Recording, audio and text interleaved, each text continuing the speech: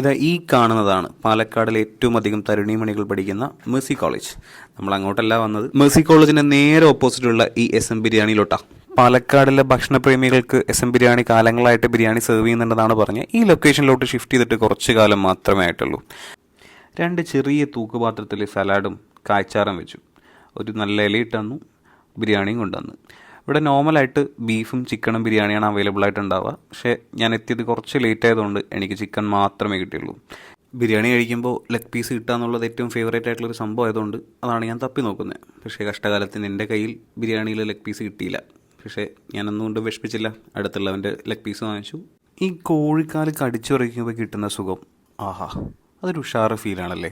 എനിക്ക് കോഴിയിൽ ഏറ്റവും ഫേവറേറ്റ് ആയിട്ടുള്ള പീസ് ലെഗ് പീസ് തന്നെയാണ്. നിങ്ങളുടെ ഫേവറേറ്റ് പീസ് എന്താണെന്നൊന്ന് കമൻറ്റിൽ മെൻഷൻ ചെയ്യണേ. പക്ഷെ ചില കടകളിൽ പോകുമ്പോൾ നമുക്ക് പണി കിട്ടാറുണ്ട്. ഏറ്റവും അധികം വേവാതെ നിൽക്കുന്ന പീസും ലെഗ് പീസ് തന്നെയായിരിക്കും. പ്രത്യേകിച്ച് ഈ കബാബിലൊക്കെ അതിൽ കടിച്ചു വലിക്കുന്ന സമയത്ത് ചെറുതായിട്ട് ഈ ബ്ലഡ് സ്റ്റെയിൻ പോലെയൊക്കെ ഫീൽ ചെയ്യാറുണ്ട്.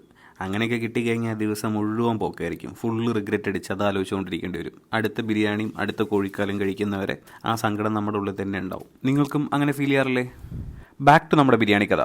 നല്ല ഉഷാറ് ബിരിയാണി തന്നെയാണ്. പക്ഷെ ഞാൻ കഴിച്ചിട്ടുള്ളതിൽ ഏറ്റവും ബെസ്റ്റ് ബിരിയാണി എന്നൊന്നും പറയാൻ കഴിയില്ലെങ്കിലും നല്ല ബിരിയാണി തന്നെയാണ്.